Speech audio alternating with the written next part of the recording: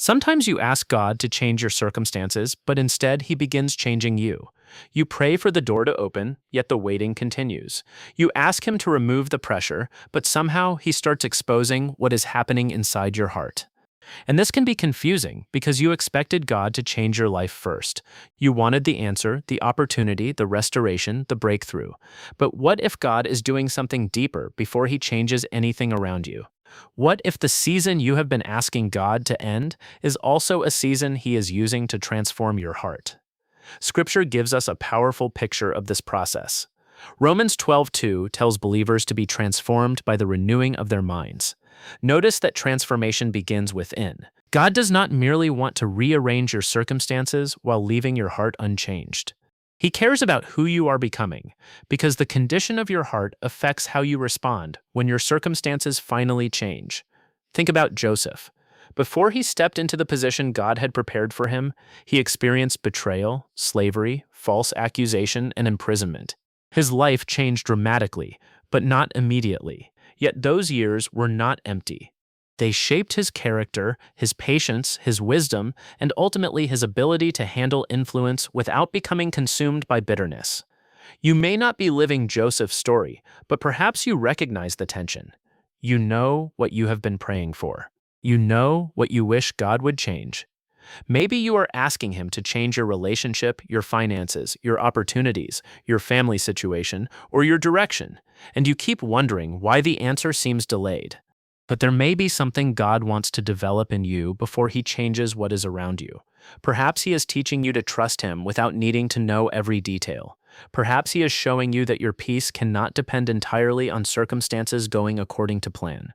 Perhaps He is exposing an attachment, fear, resentment, or desire that has quietly taken a place in your heart that belongs to Him. And this is where the process becomes deeply personal. Because sometimes we ask God, "When will you change my life?" while God is patiently working on the question, "Who are you becoming?" That does not mean every difficult season was specifically sent by God, nor does it mean every delay guarantees a future blessing. Scripture does not give us permission to explain every hardship so simply, but it does show us that God can work through seasons we would never choose, forming qualities in us that comfort and convenience might never produce. So before you assume that nothing is happening, look again. God may be doing some of His most important work beneath the surface. And perhaps that is why this season feels uncomfortable. God is not ignoring your prayer. He may be preparing your heart to receive His answer without allowing the answer to become more important than Him. One of the first ways God transforms your heart is by teaching you to trust Him when you cannot control the outcome. This is difficult because you naturally want clarity. You want to know what is coming, when it will happen, and how everything will work out. But faith often grows in the space between what God has promised and what you can currently see. Abraham experienced this kind of transformation. God called him to leave what was familiar and go toward a place he had not yet seen. Hebrews 11 tells us that Abraham obeyed by faith, even though he did not know where he was going.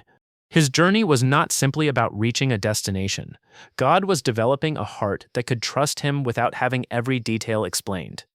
You may be experiencing something similar. Perhaps you have asked God for direction, but He has not shown you the entire path. You may have wanted a clear answer, but instead you received another day of waiting. You may have expected certainty, but God has given you an opportunity to practice trust. That can feel frustrating. But consider what happens when you always know what is coming. You rarely have to depend deeply on God. When every step is visible, faith can become unnecessary. Yet when you cannot see the next step, you are invited to lean more completely on the one who can. Proverbs 3:5-6 says to trust in the Lord with all your heart and not lean entirely on your own understanding. That does not mean you stop thinking, planning, or making wise decisions. It means you stop treating your understanding as the final authority. Sometimes God changes your heart by teaching you that uncertainty does not have to become fear. You may still have questions, you may still feel nervous, you may still wish God would explain what He is doing. But slowly, something begins to change. You stop demanding an explanation before you obey. You stop needing to control every outcome before you have peace. You begin saying, "Lord, I do not understand this, but I trust you." That is heart transformation. And notice how different this is from simply receiving what you prayed for. If God changed your circumstances without changing your heart, you might carry the same fears, insecurities, impatience, or unhealthy desires into the new season. The external situation could improve while the internal struggle remained. God cares about something deeper. He wants your trust to become stronger than your need for control. Maybe that is why some prayers seem to be taking longer than you expected. It may not mean God has forgotten you, it may mean there are things happening within you that cannot be rushed. Think about how a tree grows. Much of its strength develops where you cannot see it. The roots deepen beneath the surface before the branches become impressive above the ground. In the same way, God may be strengthening your spiritual roots before allowing visible changes in your life. So if you are waiting right now, do not measure God's activity only by what has changed around you. Ask what He is changing within you. Because sometimes the greatest evidence that God is working is not a new door opening, but a new heart learning to trust Him while the door is still closed. Another way God transforms your heart before changing your life is by changing what you desire. This can be one of the hardest parts of spiritual growth, because you can sincerely love God and still have desires that need to be surrendered. You may begin a season asking God for one specific outcome. You want a relationship restored, a certain opportunity, financial stability, healing, or a new beginning. But sometimes, while you are asking God to give you what you want, He begins teaching you to want what is good according to His will. Psalm 37:4 says, "Delight yourself in the Lord, and He will give you the desires of your heart." This is not a formula promising that God will fulfill every personal wish. As your delight in God grows, your desires themselves can begin to change. Maybe you once believed that a certain person had to stay in your life for you to be happy. Maybe you thought one opportunity had to work out, or your future would be ruined. Maybe you believed your value depended on success, approval, money, or being noticed. Then God begins working within you. He does not necessarily remove every desire instantly. Instead, He teaches you to hold your desires with open hands. That is surrender. Jesus demonstrated this in Gethsemane. Facing the cross, He prayed honestly about what was before Him, yet He submitted Himself to the Father's will. His prayer shows that surrender does not mean pretending you do not care. It means caring deeply while trusting God more deeply.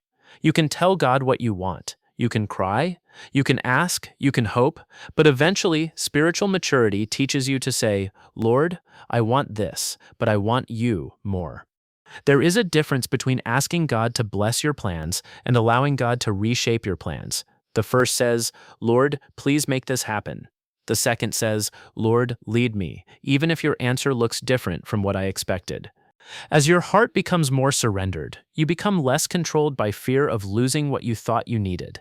You can obey when obedience costs comfort. You can release what God asks you to release. You can receive His direction without demanding that it match your expectations.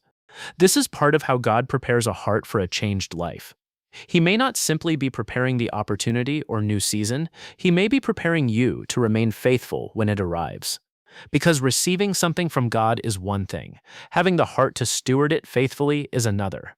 Sometimes the preparation beneath the surface is more important than the change you can see.